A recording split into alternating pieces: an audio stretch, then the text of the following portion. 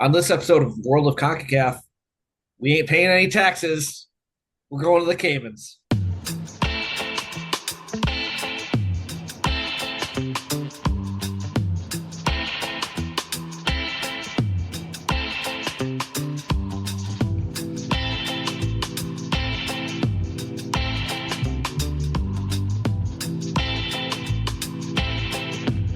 What is up, everybody? It's been a minute. Welcome to the World of CONCACAF podcast. I'm Eric Schmitz. And I'm Donald Wine. And you got me, you got Donald. Unfortunately, Jonathan was a little under the weather when we decided to record for the first time in too long. But Donald, how are you feeling? I feel good. It's kind of calmed down. We had a nice busy summer of soccer. You were Very everywhere. I everywhere. was also everywhere, but not with you, which is very weird, Sad. but very sad as well. I imagine maybe September question mark, October question mark, November question mark. We will figure it out. I can't go too much longer without seeing my boy. Yeah. So there's that. Yes, but we get to see each other on the screen here and talk to Right. you.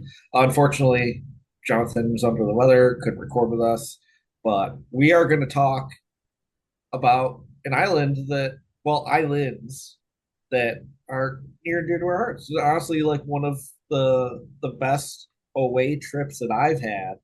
Um, Technically away, not really. It was a weird one. We'll get into It it, was a but neutral away, neutral it was a site away. neutral away because CONCACAF has the greatest competition on the face of the planet. We have a neutral way to talk about. Um, To be fair, it yeah, was also a domestic. I guess it was an away trip for us because we got to see the home team play separately. yeah, Um, so we had that. I've also been to Cayman's like probably 6 or 7 times before this epic trip that you and I took. yes. So we'll talk about the trip, but I think we need to get some background. So tonight's CONCACAF laser focus is the Cayman Islands. Donald, why don't you start and give us a little background of the Cayman Islands themselves? Yeah, so it's a British overseas territory. It is actually the largest one by population in the British Empire, and it has the highest standard of living in the Caribbean and one of the richest per capita countries on the planet. I will talk about that in a little bit. But first, this is one of the most unique islands that we have in our ecosphere, in our region, in our hearts. Because unlike most of every portion of North America, Central America, and the Caribbean, this country or these islands were actually discovered by Christopher Columbus. There is no evidence of anybody who has inhabited the island prior to Christopher Columbus discovering it in 1503. That is amazing. So it's not actually stolen valor for him to say he discovered that. Like That he is actually correct. discovered that. There was Columbus nothing Day can apply to the Caymans. there. Very few places else can it apply. But yes, it was not discovered until 1503. He originally named them Las Tortugas after the large number of turtles that were found in the waters around the island. Of course, naturally, Tortuga rum, my favorite in the Caribbean. We'll get Uh, to that. We'll get to we'll get to that. that for sure. But Las Tortugas, now you know where Tortuga rum comes from. It was then renamed to the Caymans after the Cayman, which is a word for crocodile that is commonly used now in Africa. But the Cayman Islands are where they are, what they are called today. Now, when Christopher Columbus discovered them, they didn't really settle immediately. It was not till later in the 1500s that people started arriving. And actually, the first person who was born on the island as a permanent resident was named Isaac Bodden. He was born in 1661. No, it is not the Truman Bodden that we will talk about in a little bit, but I'm sure there's some relation there. It was, again, a bunch of Europeans had settled there, but as part of the Treaty of Madrid in 1670, that is when England officially took control of the Cayman Islands and Jamaica. Had slavery in the island until 1833. It continued under British rule until 1962, when it then fell under the rule of the colony of Jamaica. I'm sorry, it was under the colony of Jamaica until 1962. In 1962, Jamaica went independent, and then it once again became an overseas territory of the British Empire. It always was, but it's now a self-governing authority. So after that point, they said, we need to figure out a way to make money. So they just started to do things to boost tourism as well as investment in the country. So they built two things: hotels and banks. They wanted to be known as one of the offshore finance capitals of the world, and that is what we think of when we think of the Cayman Islands today. Now, in 2004, Hurricane Ivan decimated the island. It damaged over 80% of the buildings on the island, and it prompted the Caymans and the British to kind of decide, what are we going to do about this? And so they decided to do a massive investment in reconstruction. Every building on the island was either rebuilt or reinforced. And they then built other things that would help with tourism, namely cruise terminals. They were able to build, reinforce their cruise terminal to allow bigger and better and more ships to come into the island all at once so that they could have as many tourists of the island. Obviously, they enhanced their airport so that they could build more banks and encourage more rich people to fly to the island to invest their money there. Became a tax haven for a lot of wealthy people, not anyone on this podcast. But that is what the Cayman Islands are like today, and that is kind of the history of how we got to this point. Yeah, and I feel like what we know of the Cayman Islands is directed towards the finance part of it. Hmm. Like, I've found a good stat. Uh, the Cayman currency is the seventh strongest currency in the world. Like, obviously, a lot of these island nations that we talk about, um, that there are struggles economically. Cayman is like the complete exception to that here. And part of it is due to all these finance laws. I other fun the other fun stat I found was, I guess, back in 2016, U.S. President Barack Obama said that one building in Cayman Islands was home to over 12,000 companies. Hmm.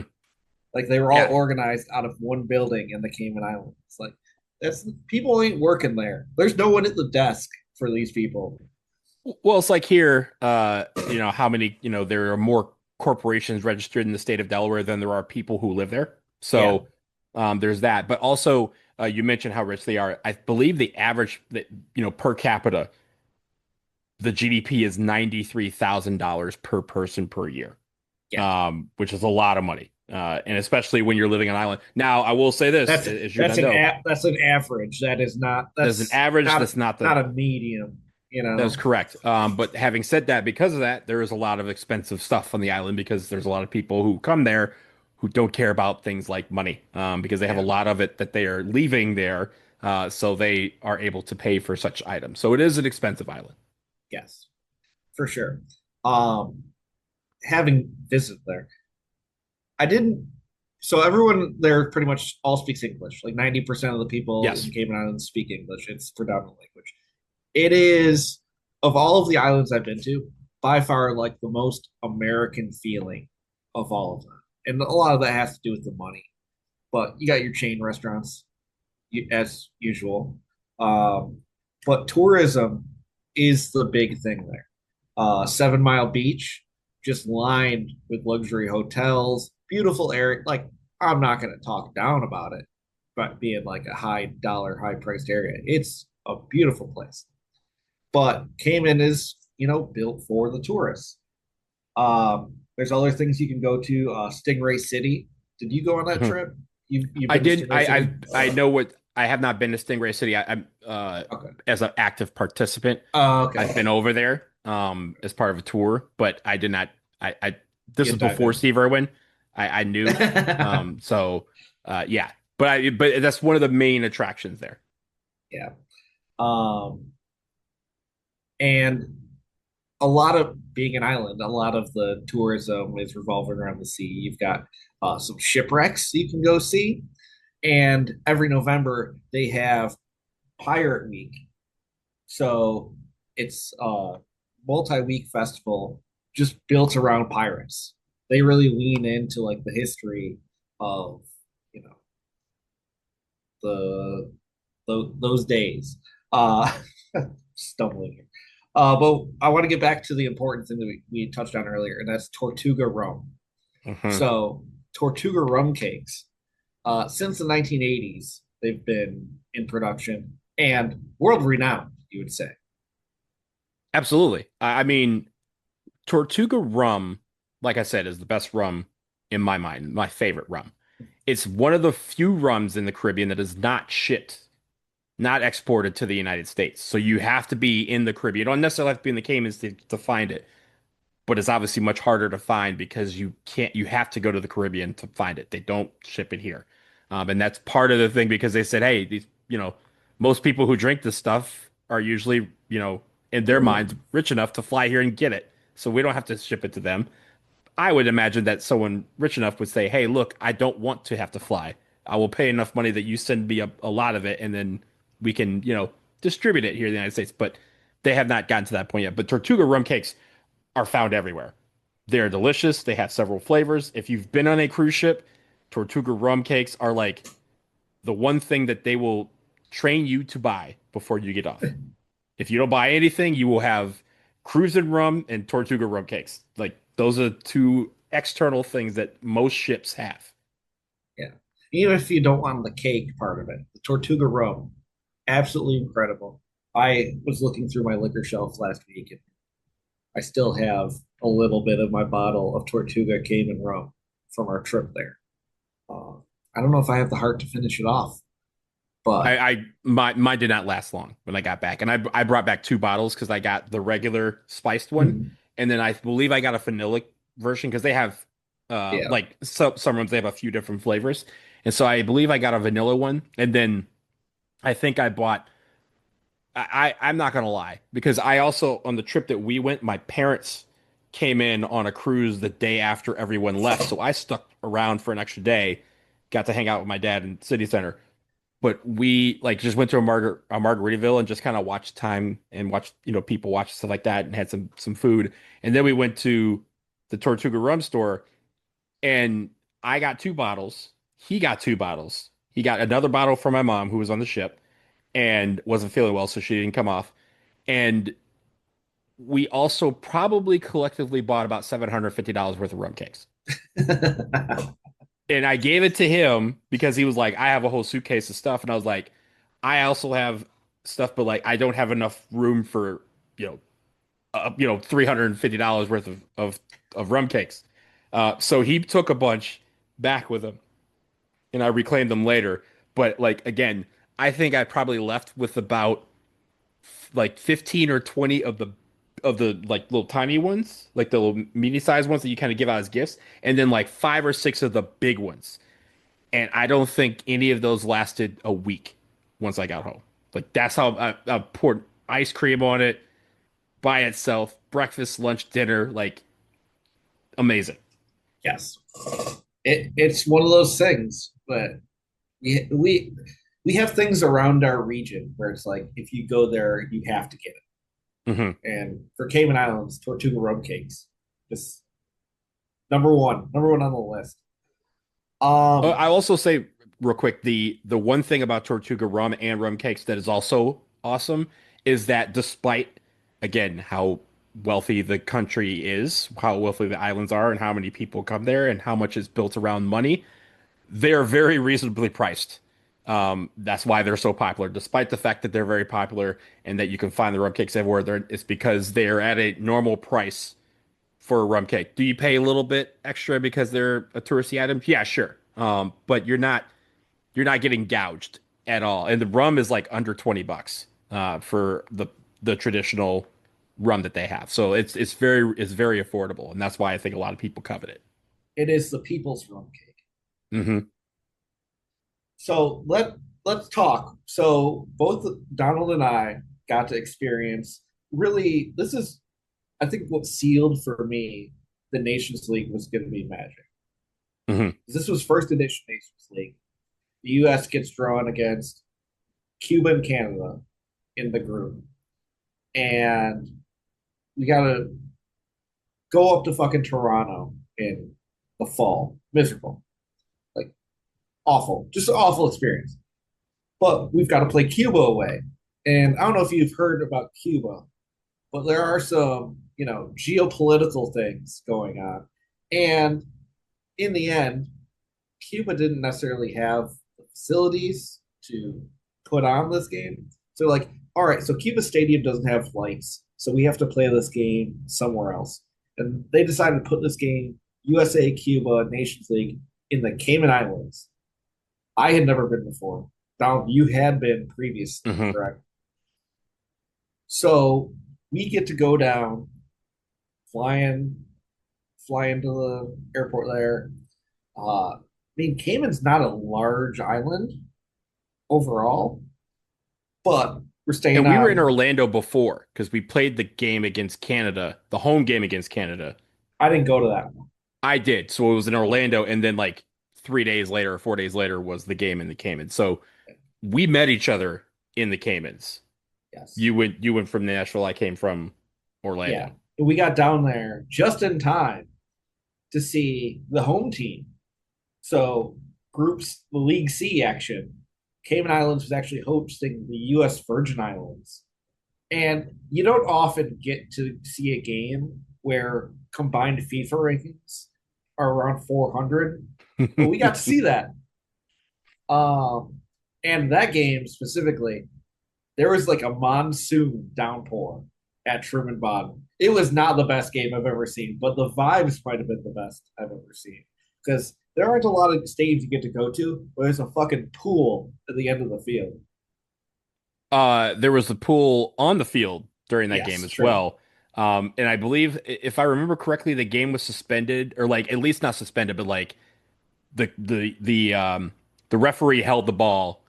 because they tried to throw it in and the guy I think it was a Cayman Islands player turned to the ref and goes, "You can't see my shin guards because they're underwater."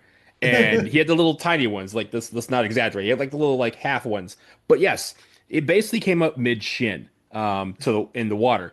So then he put the ball on the ground, and the ref's like, "We'll try to kick it." So he runs up, or he tries to run up, and kicks it with all his might, and the ball moved maybe a quarter of an inch because it was just floating Yeah, it on was the water. floating. It was sitting And on the so the water. and so the ref picks up the ball and realizes that he did not have to touch ground to do so, and immediately whistled for the FIFA match official who came out, looked at said puddle, and said, "Yeah, sounds good to me. Play on." So they did. Nations League. Nations League. It was so great. It was also interesting because like obviously it was raining and they ended up getting a couple hundred fans there to see like the home national team. But when we got there, like for kickoff, there was maybe 50 people there. It was wild to Yeah, me. including the players warming up. There was not a lot of people there. And Donald and I are just sitting there like, what the hell is going on? And we turns out it was Nations League. So we got to spend a few days there. The U.S. played Cuba. Um, that game was never close. The U.S. ended up winning 4-0. We had a big crew of people. Um, it was funny. They tried to like have us sit in certain seats, but then we all went up to like the rail. Then they were just like, whatever, you're fine. But Truman Bottom was pretty full for that one. Obviously, a lot of tourists, a lot of you know immigrants there that from the U.S. that were there for the game. But for me, it was just like the vibes of Cayman that I remember the most. Um, a lot of us were staying in the same area around 7 Mile Beach. Um, we found some great restaurants. There's a bar that's now closed, a sports bar that was opened by a Canadian, but it's like a whole patio area. It closed last year. Fortunately, I don't remember the name, but that was cool. But I do remember the name of Coconut Joe's, Hmm. which was incredible. Like we talk about certain places as like vibes being high. I think Coconut Joe's is one of the vibiest places in CONCACAF. The ribs. I remember the ribs. Oh, ribs. I think I stole a rib from you because I had gotten the Yes. chicken, and I stole a rib from you, and I was like, I'm getting the ribs as well.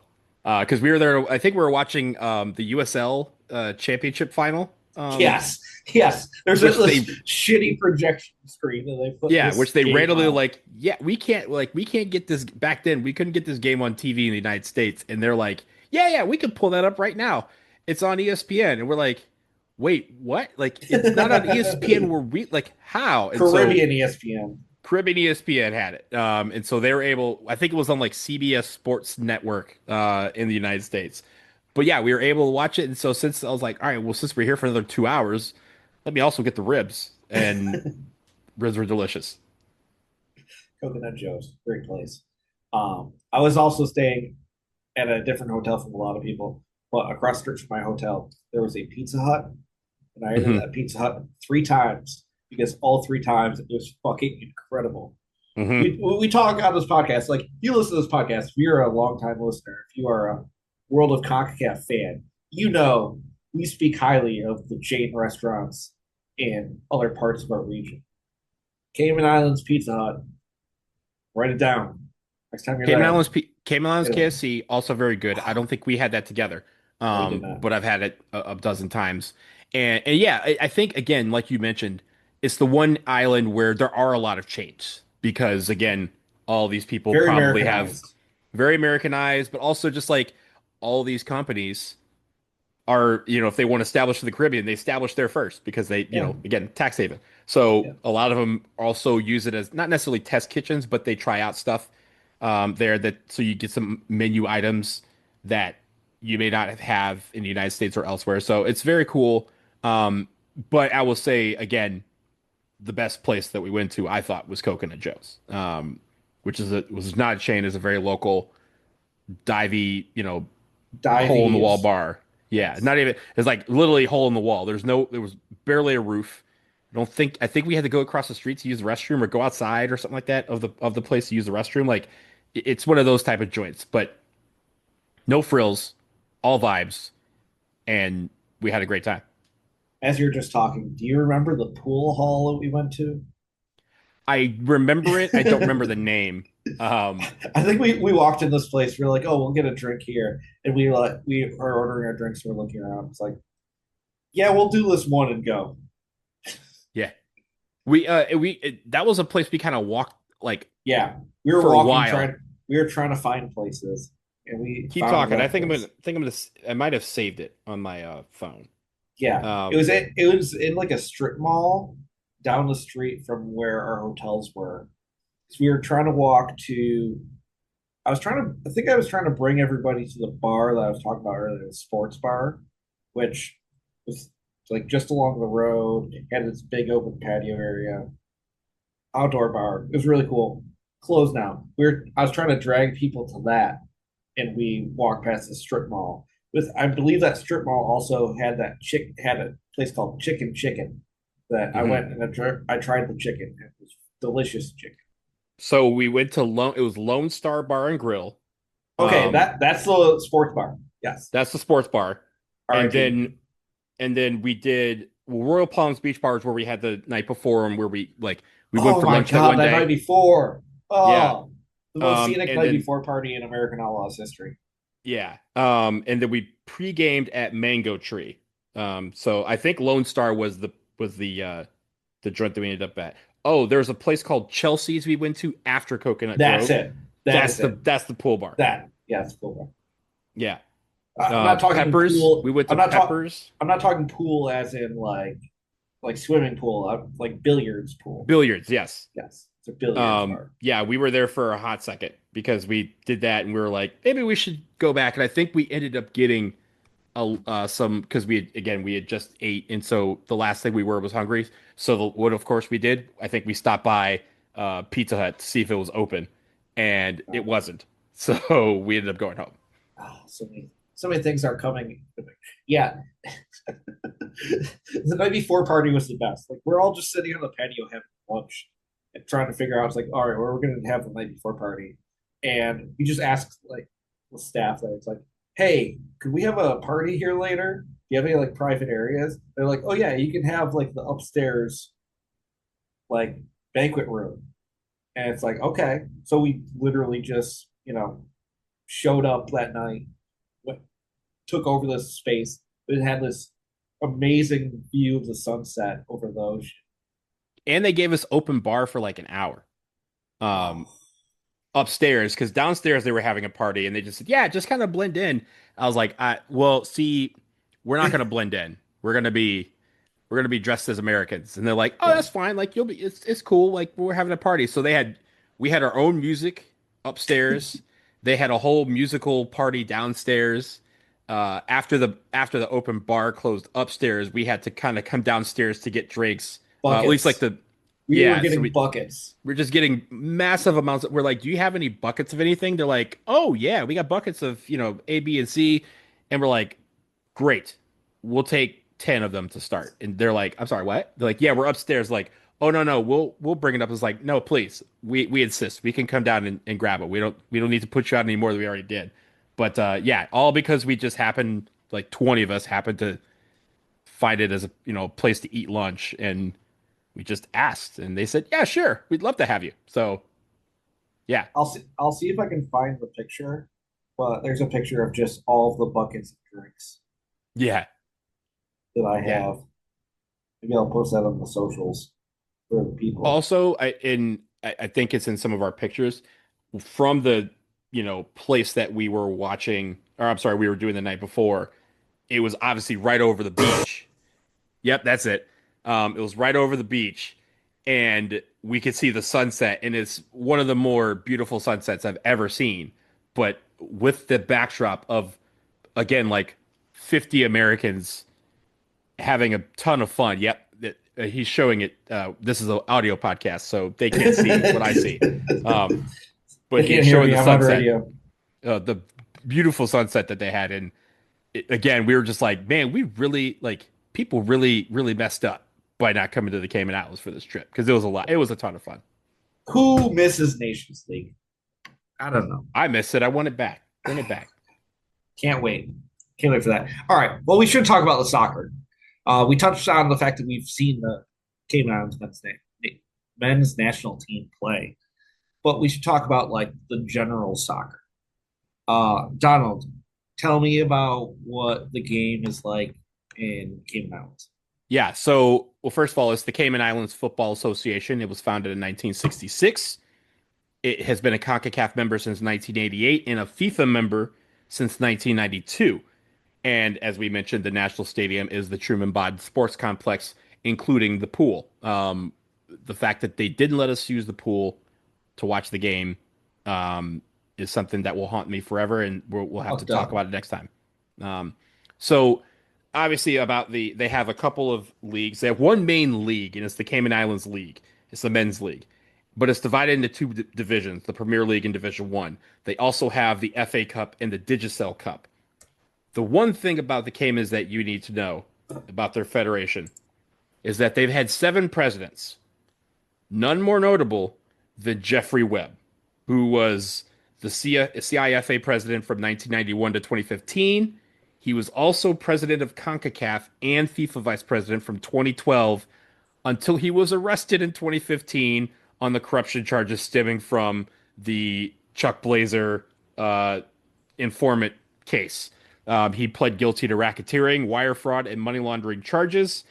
Also agreed to pay more than $6.7 million in restitution and was suspended at that point from soccer. So then he lost his seat at FIFA and also lost the presidency and has not been back in soccer since. Yeah. Sounds like a real jerk. Well, he got caught up with another dude who sucks. Same as Jack Warner. Yeah. I've heard things about it. Jack Warner sucks. All right. So let's talk national teams. We'll start talking about the women's national team. Cayman Islands women's national team, like they've got a pretty robust program. Just reading about how their U14 team was having camp over in the Dominican Republic, getting ready for upcoming tournaments. The women's national team continues to. I mean, when you're at an island of that size, with not a lot of sports infrastructure, obviously you're not going to be at the top level of CONCACAF, but Cayman is actually developing some talent. Coach Michael Johnson's got the team. They were actually having some friendlies this month, getting ready for qualifying coming up. But the big story for the women's national team is Molly Kehoe. Molly Kehoe, a Cayman uh, semi-professional footballer. She was with Cardiff City's women's team in England, and she's now just signed with West Bromwich Albion's women's team. So great to see a CONCACAF talent getting, great opportunities overseas. We'll be tracking that uh, going forward. But yeah, it seems like Cayman is really putting a lot of time and effort into the youth teams, which in the end will help develop some talent, make them more competitive down the line. Donald, you want to touch on the men's team? Yeah, so the men's side, the men's national team is 197th in the FIFA rankings. Their highest ranking at one point was 127. Their lowest has been 206, which is around the time Eric and I saw them at Truman Bodden Sports Complex. In fact, it was actually that time. They were 206 in the world at that time. Their first international match was in 1985, and they have not qualified for a World Cup or a Gold Cup. In the Nations League, they have been in League C for the entirety, and the only thing they have to show in terms of, finishes is a fourth place finish in the Caribbean Cup in 1995, where they qualified as co-hosts alongside Jamaica. Now, the one thing about their current team right now, they just were eliminated from World Cup qualifying. But the one thing that I believe we touched on back in late May, early June, is that their coach Joey Jap Chung just left. Um, didn't tell anybody he was leaving, but 9 days before they were in those World Cup qualifiers, their coach just left, and Colin Rowe took over for those two matches. The funny thing is if you look up this on Wikipedia, they both have articles, but the problem is there is another Colin Rowe who is no longer living that is linked to this person, and the Joey Jap Chong. You would think there's only one person on this planet who is named Joey Jap Chong. No, there is two, because there is one who is a current player in the Netherlands in an amateur league that has a wiki article. So we still don't have a lot of information as to what transpired that caused their coach to just up and leave. Can't even call it quitting. He just left, went to get milk and never came back. I don't know. But that is the main story around their team right now. But I think again with Nations League, they're hoping to kind of improve their squad to move up into League B at some point. And we wish them the best. Obviously, we want another reason to go back to the Cayman Islands for a soccer game. So Maybe it we does, play Cuba in the Caymans again.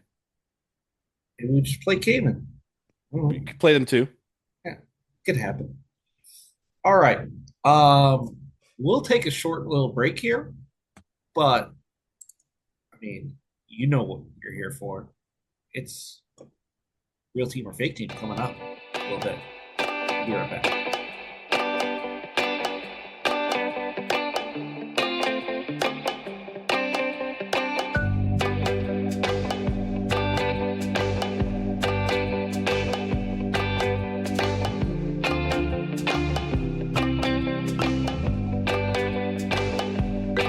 All right, welcome back. It's time. Real team or fake team? Trademark World of CONCACAF podcast. So you probably know the rules. If you don't, here's what it is. Donald's got 16 names for me. I have to guess whether they're real teams or fake teams. Because let's be honest, CONCACAF, they all sound made up to begin with.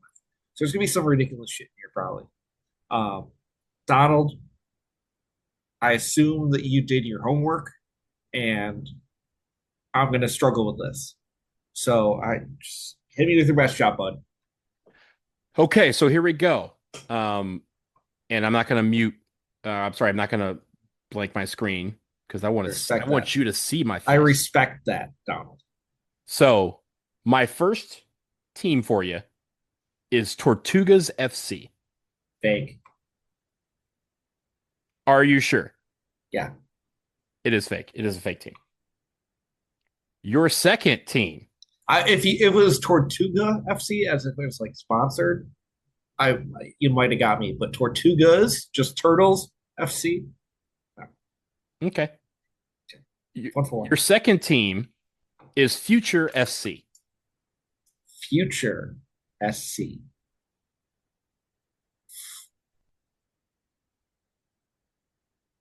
I'm going real. Future SC is a real team. They were last in the most recent Premier League. They were relegated to Division One. Doesn't sound like You're they have a 2-2. great future. The future could be bright. We don't know. Um, so your next team is Cayman National Bank SC. Excuse me, SC. Cayman National Bank SC. I'm going fake. They don't need to be sponsoring teams. And they don't. This is a fake team. So Let's go. Let's you go. are 3 for 3. Doing very good here. Your next team is Tigers FC. Tigers.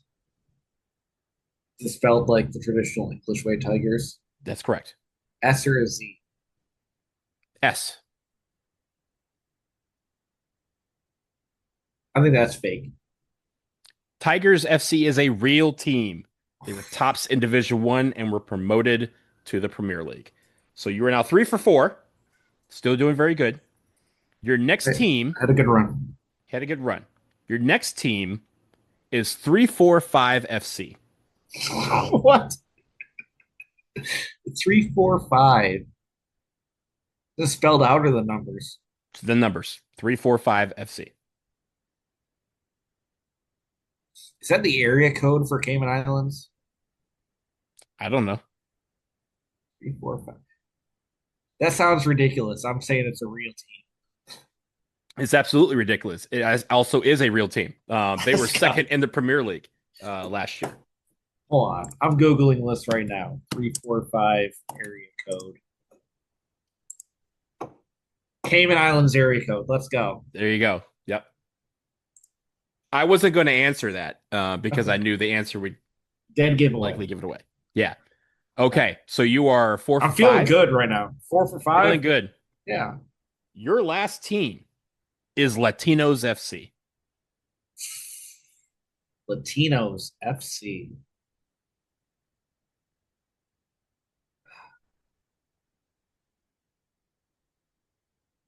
I think that it sounds so basic and like uninspired that it has to be real. You're saying it's real? It's real. It is real. They are in Yeah. Division One, um, and have been involved in the cups. So yeah, you went 5 for 6, which I think is your best effort here on this No, show. I'm just thinking about Tortuga, Rome, and Pizza Hut. It just gets me in the right mindset. Yeah, I will say, you mentioned a lot of names that are very uninspiring. I just want to list Oh the yeah, cutting room floor. Let's hear it. cutting room floor names here. These are real. All of these are real now. You have Academy SC, you have Bodden Town FC. There's some SC, there's some with an S and some with an F. So Cayman Bodden Islands Town, contains multitudes. You know. yeah, Bodden Town FC, Cayman Athletic FC, Cayman FC, East End United, Elite SC, FC International, Georgetown SC, Roma United SC. The most successful team in the Caymans is Scholars International FC. There used to be a team, and they just got folded, so I didn't use them. But this would have absolutely tripped you up. This team, shit you not, is Western Union FC. And then you have teams like Alliance FC, Sunset FC, Cayman Brock FC, Northside FC, and Prospect Academy FC. So a lot of basic Sunset. names. Probably got a badass look to them. Sunset. I don't think I haven't seen their crest, but because I don't think they had a link. But yeah, That West, I had to triple check that Western Union to make sure that they were actually dead, because if not, I was going to throw that in there and you were going to be like, absolutely not. Like, Yeah, that's insane. But we love it. Well, you did good. I guess lucky on a couple of these, but yeah, I I really enjoyed my time in Cayman Islands. Um, I wish I had the means to visit said Cayman Islands more often, but like you said, it's a lot of money floating around there, and I don't necessarily have a lot. But you could change that because we have a Patreon. If you go to patreon.com/podcacaf, POD, you can sign up to support World of CONCACAF podcast. We'll be posting the One More Round bonus episode that will be recording once we complete this there, where you can listen to it. We'll post some other stuff at other times. Comment, give us ideas for what do you want to hear us talk about. We do postcards of the pod episodes, things of that nature. Patreon.com/podcacaf. For just as little as $1 a month, you can support this podcast. You could feed these starving children who need to go to islands. you can give us one wing from KFC. You can give us one shrimp One to shrimp. be on the side of our bacon. Donald, where can people find you? I am on Blue Sky. I'm on Instagram, also on that other app, but I don't really check it, at BlazinDW. All right. And USA Soccer Cast? USA Soccer Cast, and then obviously this one as well. I have a couple others in other sports, but you're here for the soccer, so I'll just plug those. I do highly recommend tuning in. Donald just interviewed Landon Donovan. That was cool. I did. Yeah. Yeah, it was very cool. Hopefully more to come on that front. And more to come here at the World of CONCACAF. Follow us at PodCACAF, POD on all of your social medias. Again, patreon.com/podcacaf. Make sure you like, rate, review, subscribe on whatever podcast app you're listening to this on. The ratings help, the reviews help. Tell us what you want to hear. Tell us what you love about us. Tell us how much you also hate Canada. Whatever you want to do. But we sincerely appreciate you listening. Sincerely appreciate you sticking with us. This is episode 31 out of 41 for our laser focuses. So we're getting into the home stretch. Really appreciate you guys following us along on the journey around the world that is CONCACAF. We'll see you next time. And we'll see you at One More Round.